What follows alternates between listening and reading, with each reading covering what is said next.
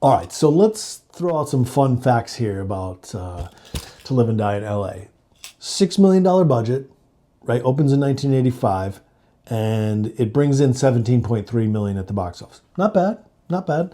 Not a flop, but not crazy money, but decent return. 3 times.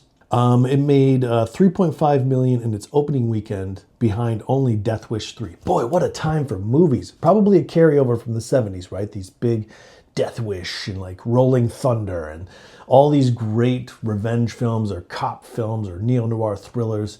You've got Death Wish and To Live and Die in LA. What a time for film. Boy, it's hard to see that happening again. All right, so it also got some mixed reviews because Miami Vice was so popular, and it kind of got discarded by some people or written off as like this Miami Vice kind of ripoff, which is interesting because Miami Vice is a great show, but this is really nothing like Miami Vice. I could maybe see the argument a little bit. You have to be in that time, I think.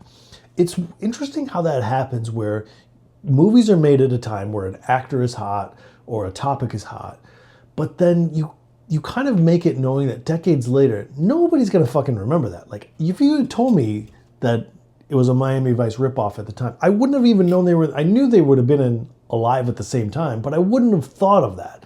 So it's interesting that that happened. Also, Robert Mueller, the director of photography, gets praised for his cinematography, and the soundtrack by Wang Chung. Great film, great cinematography, great composition, great thriller, lots of action, hot action, car chases, tight jeans. To Live and Die in LA. Willem Dafoe is great, by the way. Great. He's the counterfeiter.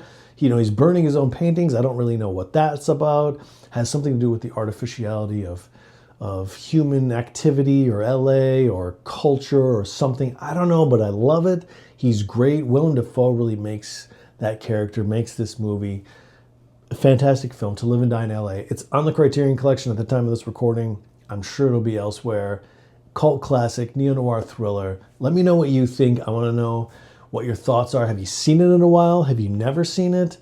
Why not? And if you have, what's your take on it?